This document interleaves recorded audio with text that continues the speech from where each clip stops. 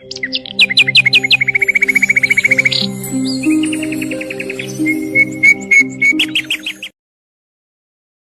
देश के राजा का एक ही बेटा था और वो भी बिल्कुल मूर्ख।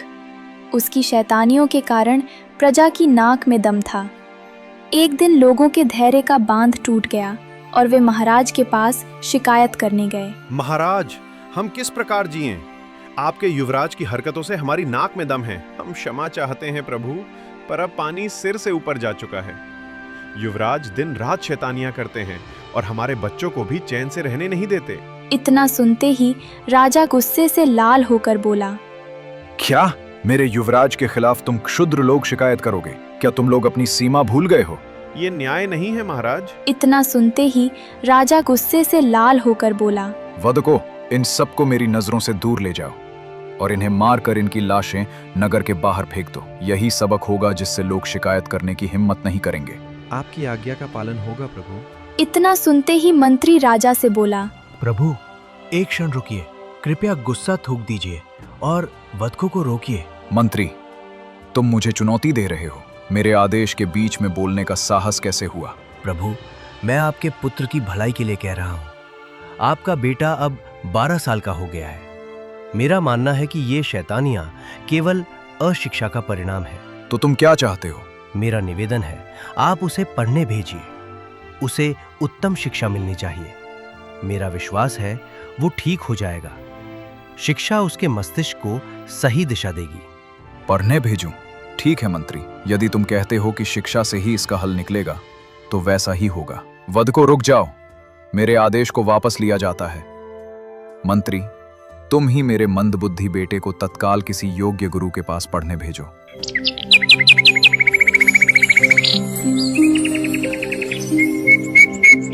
अगले दिन राजा के आदेश पर राजकुमार को एक योग्य गुरु पढ़ाते हुए बोले, युवराज, अब हम ज्ञान के इस पवित्र मार्ग पर चलना शुरू करते हैं। ये आपकी पहली पुस्तक है। मैं नहीं पढ़ूंगा, ये सब क्या बकवास है। पर युवराज, ज्ञान प्राप्त करना हर राजकुमार का धर्म है। मेरा धर्म नहीं है, मैं तो राजकुमार हूँ। जो मेरे जी में आएगा वही करूँगा। मुझको अपना मस्तिष्क खपाने की क्या जरूरत है? ये सब तो साधारण लोगों का काम है। राजकुमार की ये बात सुनते ही गुरुजी मन ही मन बोले, अगर मैंने राजकुमार को डांटा, फटकारा और पढ़ने के लिए मजबूर किया तो ये बालक अपने पिता के पास जाकर मेरी शिकायत करेगा। महाराज का गुस्सा कौन नहीं जानता। मुझे अपनी जान प्यारी है। ये जो चाहे करता रहे, मैं इसे रोकने का जोखिम नहीं उठा सकता। इसी तरह राजकुमार 3 साल तक पाठशाला में रहा, लेकिन उसने अपने मित्रों के साथ केवल पासा खेलने में ही समय गुजारे और कुछ भी नहीं सीखा।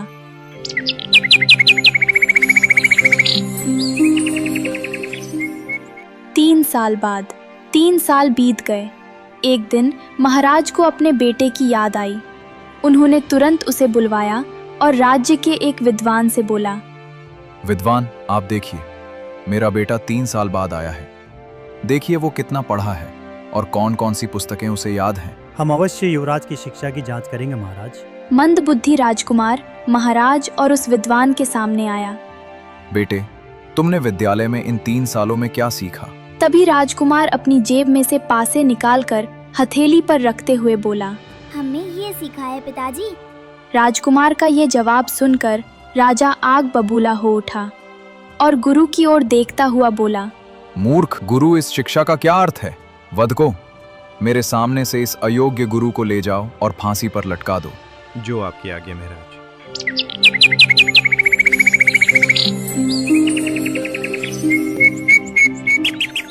अगली सुबह राजा मंत्री से बोले, मंत्री, मेरे इस मूर्ख बेटे को पढ़ाना ही होगा। जाओ, सारे नगर में ढिंढोरा पिटवाओ कि जो कोई मेरे बेटे को पढ़ना लिखना सिखा देगा उसे बहुत बड़ा पुरस्कार दिया जाएगा। और हाँ, उसे पढ़ाने के लिए कोई आगे नहीं आया तो सारा नगर जलाकर राख कर दिया जाएगा। कुछ देर बाद मंत्री सैनिक के साथ गांव में घोषणा करते हुए बोला, सुनो सुनो सुनो, महाराज का आदेश सुनो। जो कोई राजकुमार को केवल 40 दिन में पढ़ना लिखना सिखा देगा उसे बड़ा पुरस्कार दिया जाएगा। और एक बात याद रखना, अगर उसे पढ़ाने के लिए कोई आगे नहीं आया तो सारा नगर तुम लोगों समेत जलाकर राख कर दूंगा। ये सुनते ही लोगों के मन में खलबली मच गई। तभी वहां खड़ा एक गरीब व्यक्ति जब ये घोषणा सुना तो वो रोता हुआ अपने घर आया।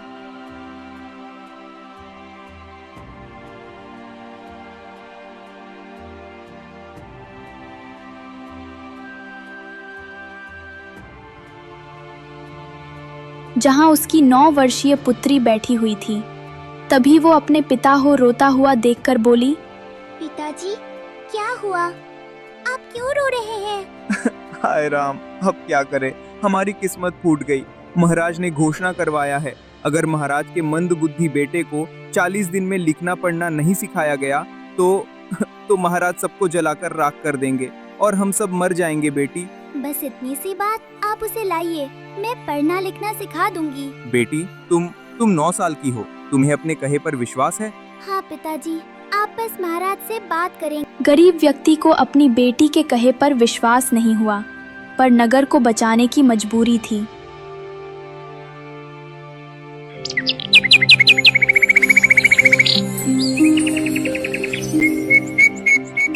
तभी वो अगली सुबह राजा के पास गया।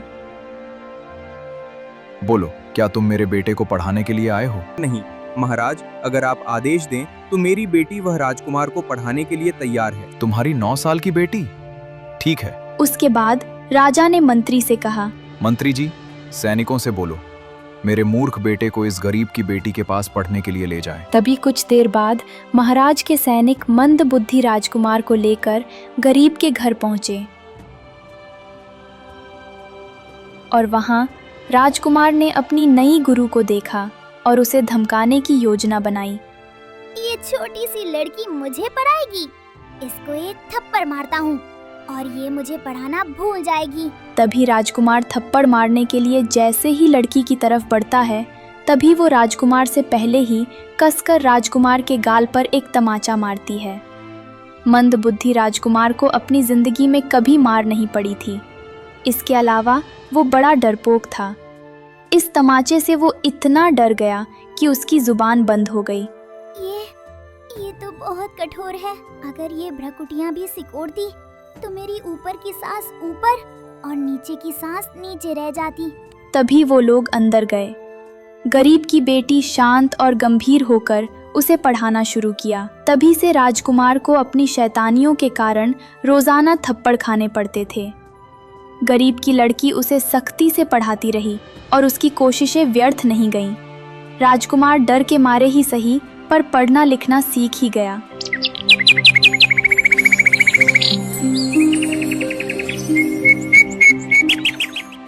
चालीस दिन बाद मूर्ख राजकुमार अपनी पढ़ाई पूरी करके राजमहल लौट आया था।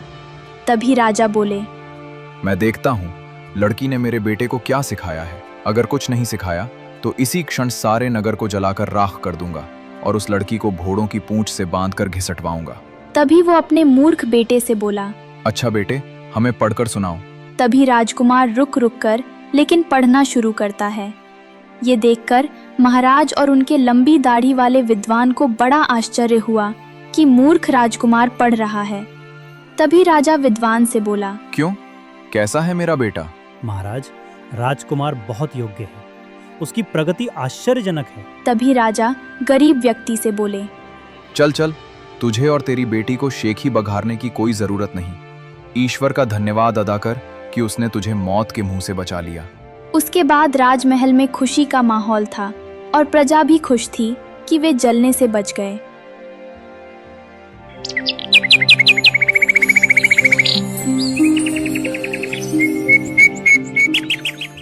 दस साल बाद अब राजकुमार बड़ा हो गया था, लेकिन वो पिछले 4 दिन से ही महल के बाहर धूप में बिना कुछ खाए पिए जमीन पर लेटा पड़ा रहा।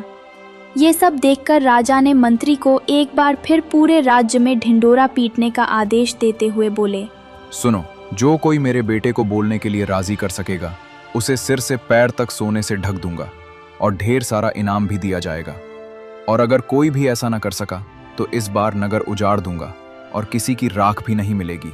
कुछ देर बाद मंत्री घोषणा करते हुए बोला, सुनो सुनो सुनो, महाराज का आदेश है, जो कोई उनके बेटे को बोलने के लिए राजी कर सकेगा उसे सिर से पैर तक सोने से ढक दिया जाएगा और ढेर सारा इनाम भी दिया जाएगा।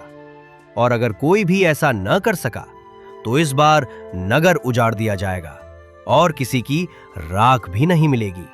और तभी उसी नगर में एक झोंपड़ी वाली एक गरीब बुढ़िया रहती थी।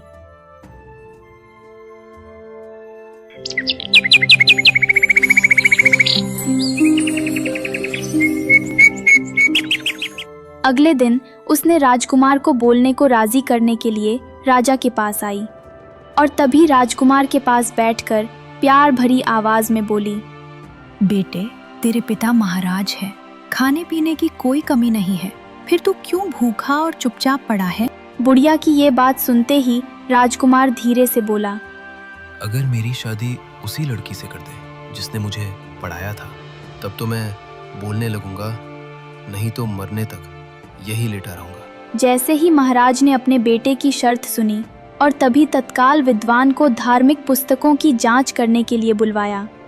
कुछ देर बाद विद्वान आया और तभी राजा बोला, विद्वान, जरा धार्मिक पुस्तकों में देखकर बताओ, क्या मेरे प्यारे बेटे की शादी उस गरीब लड़की से हो सकती है? तभी लंबी दाढ़ियों वाला विद्वान काफी देर से पन्ना उलटते हुए बोला, नहीं महाराज, ऐसी शादी नहीं हो सकती, ये धर्म के विरुद्ध है। विद्वान की ये बात सुनते ही राजा गुस्से से लाल होते हुए बोले, मंत्री, तुरंत बधकों को बुलाओ और इस विद्वान को फांसी पर चढ़ाने का आदेश दो। तभी कुछ देर बाद वधक वहां आए और बोले, महाराज, हमारी तलवारों की धार तेज है, हाथों में बहुत बल है, पलक झपकते ही हम सिर धड़ से अलग कर देंगे। इतना सुनते ही तभी वहां मुंशी आ पहुंचा, जो विद्वानों को बचाने की सोच रहा था। तभी वो राजा की ओर देखता हुआ बोला, महाराज सलामत। एक धार्मिक पुस्तक में साफ साफ लिखा है कि आपकी मर्जी हो तो आप अपने बेटे की शादी गरीब की लड़की के साथ कर सकते हैं, न चाहें तो नहीं। इससे आपका कुछ नहीं बिगड़ेगा। तभी मुंशी की बात सुनकर महाराज बहुत खुश हुए, क्योंकि उन्हें विद्वानों को मारने और बेटे को बोलने के लिए राजी करने का एक आसान रास्ता मिल गया था। तभी राजा ने मंत्री को आदेश देते हुए बोले, गरीब की लड़की को तुरंत राजमहल में लाओ। ये सुनकर राजकुमार भी उठकर सबके साथ राजमहल चला गया।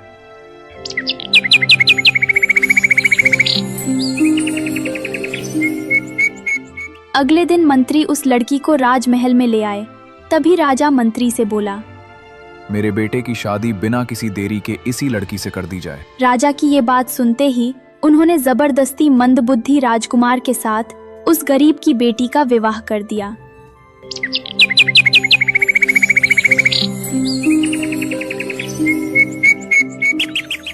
शादी के दूसरे दिन ही राजकुमार ने अपनी पिछली अपमानजनक हार का बदला लेने की तैयारी कर ली। वो अपनी पत्नी के साथ क्रूरता पर उतर आया और कुछ देर बाद वो सैनिकों से बोला, सैनिकों, यहाँ एक गड्ढा खुदवाओ, जल्दी करो। गड्ढा खुदवाने के बाद राजकुमार अपनी पत्नी को गड्ढे के पास ले गया और क्रूरता से बोला, तुम्हें राजकुमार को थप्पड़ मारने का बहुत शौक था ना गरीबन? इतना कहते ही वो लड़की के दाएं गल पर एक पंच मारा, फिर बाएं गाल पर, फिर दाएं गल पर, फिर बाएं गाल पर पंच मारने के बाद बोला, ले अब राजकुमार को पीटने का मजा चख। तभी वो उसकी चोटी से बांधकर उसे गड्ढे में लटका दिया और बोला, अब तुम यही लटकी रहो, मैं शिकार पर जा रहा हूँ। शाम को वापस आकर तुम्हें निकालूंगा और सुबह फिर लटका दूंगा। इतना कहकर वो अपने घोड़े से महल की तरफ चल दिया। इस तरह राजकुमार ने अपनी पत्नी को पूरे 15 दिन तक बिना भोजन पानी के गड्ढे में चोटी से लटकाए रखा।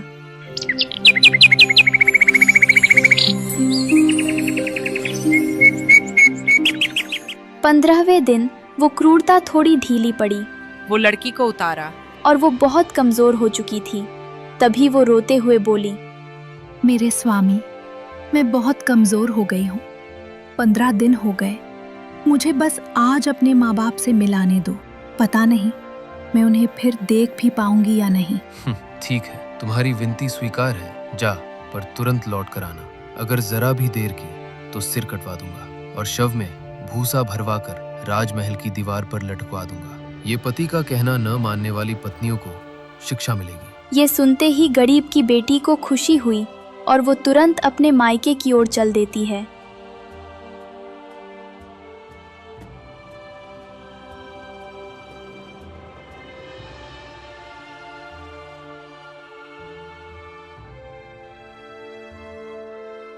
कुछ देर तक चलने के बाद वो अपने घर पहुंची।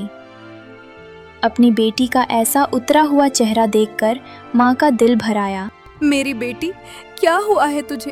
तू बिल्कुल पतली पड़ गई है, सूख गई है। क्या तू बहुत परेशान है? माँ, राजकुमार मुझे पूरे दिनों से सता रहा है। न मुझे रोटी का टुकड़ा खाने को देता है, न पानी का घोंट पीने को, सिर्फ चाटे ही चाटे। मुझे दिन भर गड्ढे में चोटी से लटकाए रखता है। शांत हो जा मेरी बच्ची। उसके बाद से वो अपनी बेटी को तरह तरह का खाना, फल और उसे की मिठाइयाँ खिलाईं। जब बेटी खा पी कर खुश दिखने लगी तो माँ ने अपने संदूक में से एक चित्र निकाला और उसे देती हुई बोली, बेटी, अब ध्यान से सुनो। ये तुम्हारा प्रतिशोध होगा। जब तेरा पति तुझे पीटने लगे तू मुस्कुराने लगना, जब वो और मारे तो हंस पड़ना। पर माँ, ऐसा क्यों? अगर वो पूछे कि तू रोने के बजाय हंस क्यों रही है तो कहना, तुम्हारी मार मेरे लिए सिवई की तरह है और तुम्हारी गालियां पुलाव की तरह। तुम्हारा जो जी चाहे करो, पर जिस लड़की की ये चित्र है उसे अपनी दूसरी पत्नी मत बनाना। इसके बाद खिलखिलाकर हंस पड़ना।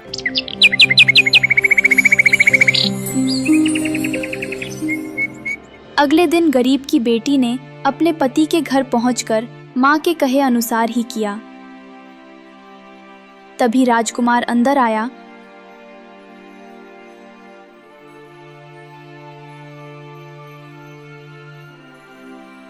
और फिर क्रूरता से बोला, तुम राजकुमार को पीटने का मजा चखाने के लिए तैयार हो जाओ। राजकुमार की ये बात सुनकर लड़की के चेहरे पर रोने के बजाय मुस्कान थी। तभी राजकुमार उसे पीटते हुए बोला, रो क्यों नहीं रही? तुम्हारी मार मेरे लिए सेवई है और तुम्हारी गालियाँ पुलाव। इस बीच उसने राजकुमार को वो चित्र दिखा दिया। राजकुमार ने उस बेहद खूबसूरत लड़की की चित्र देखी और तुरंत उसके पीछे पागल होकर बोला, ये किसकी चित्र है? मैं इससे शादी करना चाहता हूँ। ये कहाँ रहती है? ये सब मत पूछिए, बस इतना याद रखिए, कुछ भी हो इसे अपनी दूसरी पत्नी मत बनाना। इतना सुनते ही राजकुमार का अहंकार भड़क उठा और वो जोर जोर से अपनी पत्नी को पीटने लगा। तभी गरीब की बेटी बोली, सुनिए, इसका नाम सौंदर्यमाला है। रम्य नाम का स्वर्ग का एक उपवन है। वहाँ पहुँचने में तुम्हें 6 महीने लगेंगे। सौंदर्यमाला अपने चेहरे पर 70 पारदर्शक आवरण डाले रहती है। वह इतनी सुंदर है कि अगर एक भी आवरण उठे तो चारों ओर ऐसी रोशनी फैल जाएगी जैसे 32 तेज दीपक जल रहे हों। तो मैं उससे कैसे मिलूं?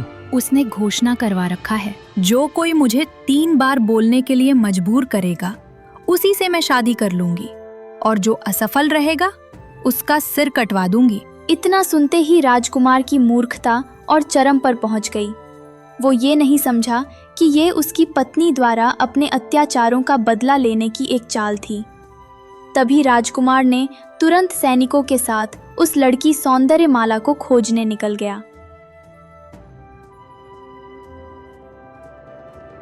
मैं राजकुमार हूँ, सब मुझसे डरते हैं। मैं जो चाहूँ कर सकता हूँ। सौंदर्यमाला को मैं जबरदस्ती अपनी पत्नी बना लूंगा, चाहे वो इसके लिए तैयार हो या नहीं। मुझे इससे कोई मतलब नहीं। बहुत सी झीलें, नदियाँ, ऊंचे पहाड़ और मरुस्थल पार करता हुआ वो अंततः अपने सैनिकों के साथ के चांदी के नक्काशीदार दरवाजों तक आ पहुंचा, जहां 2 द्वारपाल खड़े थे। तभी द्वारपाल बोला, रुको रुको, आप कहाँ से आ रहे हैं? तुमने मुझे रोकने की हिम्मत कैसे की? इतना कहते ही राजकुमार ने अपनी तलवार से द्वारपाल के 2 टुकड़े कर दिए। ये स्वर्ग जैसे उपवन में उसका पहला अपराध था। सैनिकों, मेरी बात सुनो। घोड़ों को यही चरने के लिए छोड़ दो और मेरे लिए खाना बनाओ। जो आज्ञा युवराज। इतना कहकर राजकुमार अंदर चला गया। उसी समय 3 कबूतरियां उड़कर आईं और सोने के सिंहासन के पास कलाबाजी खाकर 3 खूबसूरत परियां बन गईं। परियों ने मूर्ख राजकुमार की ओर देखा तक नहीं। उन्होंने गोटियां निकालकर शांति से पासा खेलना शुरू कर दिया। तभी पहली परी बोली, बहन, तुम मोहरा गलत चल रही हो। ये बेईमानी है। बेईमानी सिर्फ मनुष्य करते हैं, परियां नहीं। ये देवताओं का नियम है। तभी राजकुमार गुस्से से बोला, ये क्या बकवास है? पारियां बेईमान होती हैं, ना कि मनुष्य। मैं तुमसे कहता हूँ, मैं बिना बेईमानी किए ही तुम्हें हरा सकता हूँ। अच्छा, अगर आप इतने ही कुशल हैं तो जरा हमारे साथ खेल कर देखो। ठीक है, मैं तुम्हारे साथ खेलूंगा। मूर्ख राजकुमार ने अपनी पासे की कला पर भरोसा किया, लेकिन वो परियों के दिव्य खेल को नहीं समझ पाया। खेल शुरू हुआ और पलक झपकते ही निर्णय हो गया। मूर्ख राजकुमार ने घोड़ा और अपने सैनिकों सहित सब कुछ हार गया। वो बिल्कुल दरिद्र हो चुका था। मैं अभी तुम्हें मजा चखाता हूँ। तभी वो अपनी तलवार निकाला। ये देखते ही परी बोली, यहाँ से चले जाओ, ये जगह तुम्हारे लिए नहीं है। इतना कहते ही परी ने मूर्ख राजकुमार के पेट पर एक ऐसी लात मारी कि वो मुंह के बल जा गिरा। तभी मूर्ख राजकुमार ने अकेले ही अपना रास्ता पकड़ा और वहां से चल दिया।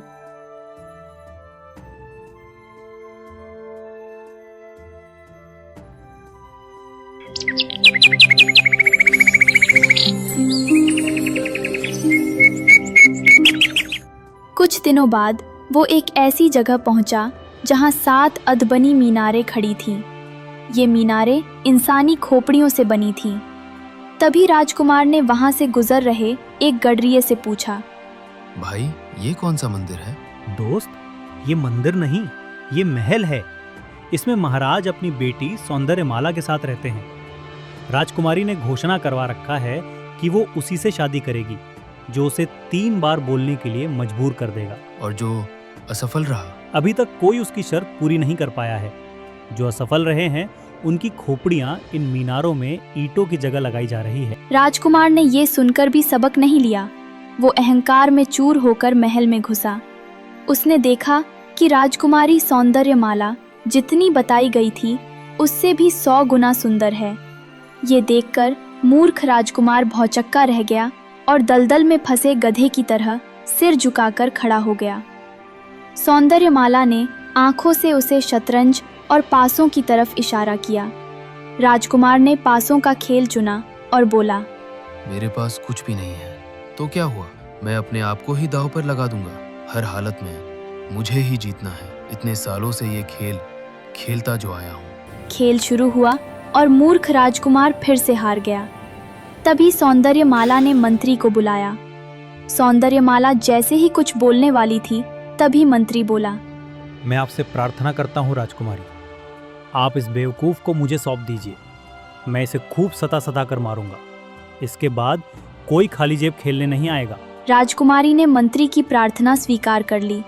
उसके बाद मंत्री राजकुमार से बोला, मेरे घर पर तेल पेरने का कोलू है। उस पर एक बूढ़ा सेवक काम कर रहा है। अब उसका सिर काटकर मीनार पर जाएगा और उसकी जगह तुम तेल पेरोगे। उसी दिन से कोलू पर मूर्ख राजकुमार दिन रात काम करता।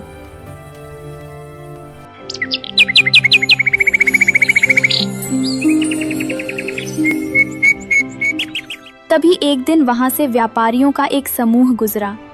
तभी राजकुमार के मन में अपने पिता तक पत्र भेजने का विचार आया। आप लोग कहाँ जा रहे हैं? हम लोग अंग देश जा रहे हैं। क्या आप वहाँ के महाराज के नाम मेरी एक चिट्ठी ले जाओगे? ठीक है, हम ले जाएंगे। तभी मूर्ख राजकुमार ने एक कागज लिया और चिट्ठी लिखी। आदरणीय पिताजी, आपकी आंखों का नूर, आपका बेटा रम में पहुंच चुका है। मैं एक जाल में फंस गया हूं और 1 साल से कोलू में काम कर रहा हूं। पिताजी, मेरी सारी मुसीबतों की जड़ वह गरीब की बेटी है जिसके बाल मैंने उखाड़ दिए थे। आप पत्र पाते ही 7 से 70 साल तक के उसके सारे रिश्तेदारों के टुकड़े टुकड़े करवा दीजिए। अगर आपने ऐसा नहीं किया तो मैं इस दुनिया में ही नहीं, परलोक में भी आपसे नाराज रहूंगा। उसके बाद मूर्ख राजकुमार ने चिट्ठी बंद करके समूह के मुखिया को दे दी। समूह का मुखिया उस गरीब का पड़ोसी था जिसकी बेटी मूर्ख राजकुमार की पत्नी थी। वो अपने घर लौटकर उसने अपने पड़ोसी को इस चिट्ठी के बारे में बताया। ये बात पास के कमरे में बैठी गरीब की बेटी ने सुन ली। मुखिया की बातों से गरीब की बेटी समझ गई कि उसके पति ने बदला लेने के लिए एक क्रूर चाल चली है। ये चिट्ठी शायद मेरे पति की ही है। ये मुझे और मेरे परिवार को मरवाना चाहता है। अब मुझे ही अपने और अपनों के प्राण बचाने होंगे। तभी वो बाहर निकली और अपने पिता के हाथों से वो चिट्ठी छीनती है और उपवन में भाग जाती है।